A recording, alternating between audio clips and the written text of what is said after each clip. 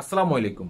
আজকের এই ভিডিওটি হচ্ছে যারা 2022 সালে এবং কি 2023 সালে মালয়েশিয়াতে ঢুকছেন আপনাদের উদ্দেশ্যে। কথাগুলো একটু মন দিয়ে শুনবেন, এই ভিডিওটি আপনাদের অনেক উপকার দেবে আমি বলতেছি। তার পাশাপাশি একটা কল রেকর্ড আছে, এই কল রেকর্ডটা আপনারা শুনবেন, এটা আপনাদের কাজে লাগবে। ভিডিওটি যদিও একটু লম্বা হয়, এটা আপনাদের কাজে লাগবে। দেখেন 2022 সালে এবং কি 2023 সালে অনেক এজেন্টের মাধ্যমে আপনারা মালয়েশিয়াতে আসছেন। এজেন্ট সম্পূর্ণভাবে হয়ে থাকে কোথার, মানে মালয়েশিয়ান এজেন্ট হয়ে থাকে, মানে কোম্পানিগুলো মালয়েশিয়ান হয়ে থাকে।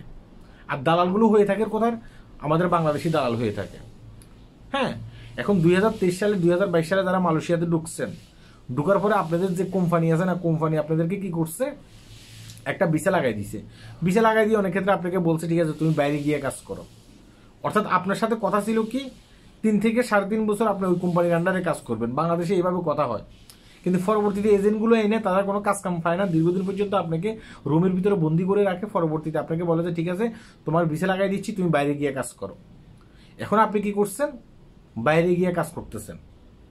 এখন পরবর্তী ভিসা লাগানোর যখন সময় হয়েছে, আপনি কি করছেন, ওই লোকগুলোর সাথে যোগাযোগ করতেছেন, মানে ওই এজেন্টের সাথে, যে এজেন্টের মাধ্যমে আপনি বাংলাদেশ থেকে আসছেন সেই এজেন্টের সাথে যোগাযোগ করতেছেন। হ্যাঁ, আমি এখন কিভাবে ভিসা লাগাবো। এখন ওই এজেন্ট যে চায়না এজেন্ট থাকে কিংবা মালয়েশিয়ান এজেন্ট থাকে, আপনি তো তাদের সাথে গিয়ে বসে ডিল করবেন। আমি যে পরবর্তী ভিসা লাগামো, সেই ভিসা লাগানোর জন্য আপনাকে কত দেবো, তার সাথে সরাসরি ফেস টু ফেস বসে টাকা লেনদেন করবেন এবং কি তার সাথে বসে আপনি ভিসা লাগানোর কথা বলবেন, তাই না? এখন এক লোক কি করছে, সে কুয়ালালামপুর থেকে জোহরবারু চলে গেছে কাজ করার জন্য। সেখান থেকে পরবর্তীতে এখন ভিসা লাগানোর টাইম হয়েছে, সে কি করছে, ওই কোম্পানির সাথে যোগাযোগ করার চেষ্টা করতেছে। এখন তার কথা হচ্ছে যে আমি চাইনা বসের সাথে কথা বলে আমি ভিসা লাগাবো। এখন আমাদের বাংলাদেশের যে দালালগুলো আছে, দালালগুলো বলতেছে না, চাইনা বসের সাথে কথা বলার দরকার নাই, তোমার ভিসা আমরা লাগাবো, ঠিক আছে, মোবাইলের মাধ্যমে টাকা পাঠাও। এখন এই লোকটা আমার সাথে যোগাযোগ করছে, ভাই মোবাইলের মাধ্যমে কি আমি টাকা পাঠাবো কিনা। তার কল রেকর্ডটা একটু শুনুন, পরবর্তীতে আমি কিছু কথা বলতেছি, এটা আপনাদের উপকার দেবে। আসসালামু আলাইকুম ভাই, আমি তো 23-এ কলিং এ আসলে 1 বছর আমার ভিসা এজেন্সি লাগাই দিছে, পরে দ্বিতীয় ভিসা আমার লাগাই দিছে, কিন্তু কাজ দেয় না। 2-3 মাস 4 মাস পরে এরকম করে বসায় রাখি। পরে আমি ওর দিকে দ্বিতীয় ভিসা যখন হয়েছে তখন আমি আইসা পড়ছি আজকে 11 মাস। এখন আমি ভিসা লাগাইতে চাইতেছি, তো আমার কাছে প্রতি বছর 6,000 রিঙ্গিত করে টাকা চাই। এখন আমি দিতে রাজি আছি, কিন্তু সে আমার টাকাটা চাইতেছে আপনার মোবাইলের মাধ্যমে এজেন্সি। আমি কেমনে তারা বিশ্বাস করবো, মানে এই বিশ্বাস করার লোকটা আমি পাইতেছি না, বুঝছেন? এই জন্য আমি আপনার মেসেজ দিছিলাম। এখন সর্বমোট 8,500 রিঙ্গিত লাগবো, মানে 6,000 পুরান ভিসার টাকা, আর সামনে যে আপনার ভিসা লাগান লাগবো মেডিকেলের জন্য লাগলো 2,500। তারপর তো বাগবাদি জন লাগবো, ভিসা বাইরব, তখন আরো বাগবাদি 3,500 টাকা দিয়া ভিসা মেডিকেল সিআইডিবি কার্ড এগুলা সব লয়ে আসতে হবে।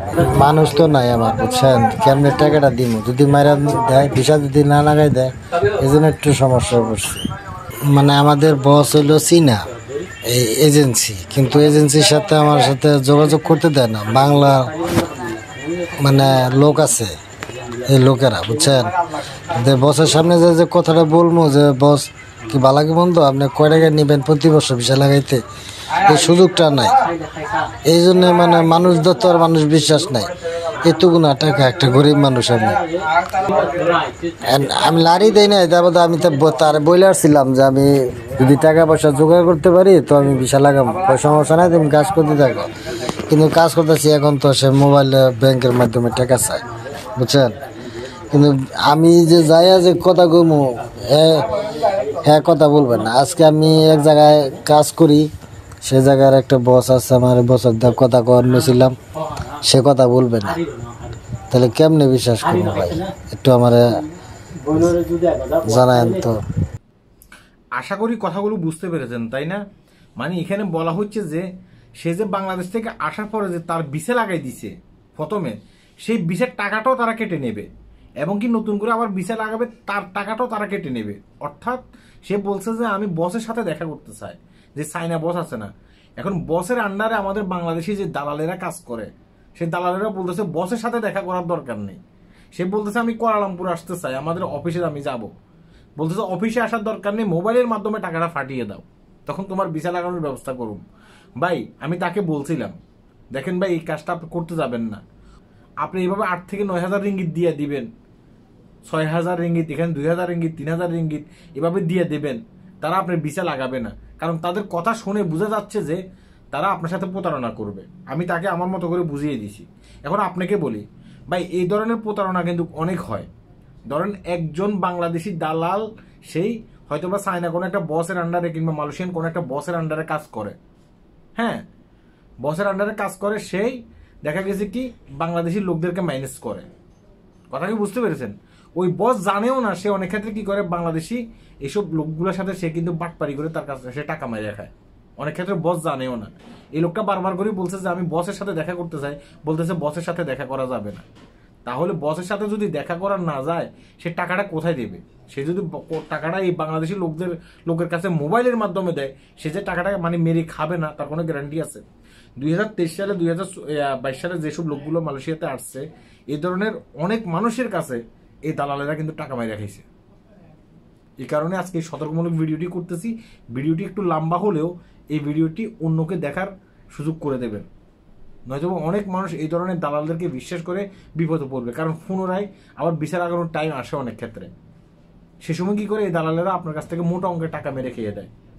এই কারণে ভিডিওটি করছি। সবাই ভালো থাকবেন, ভিডিওটি শেয়ার করবেন। আল্লাহ হাফেজ।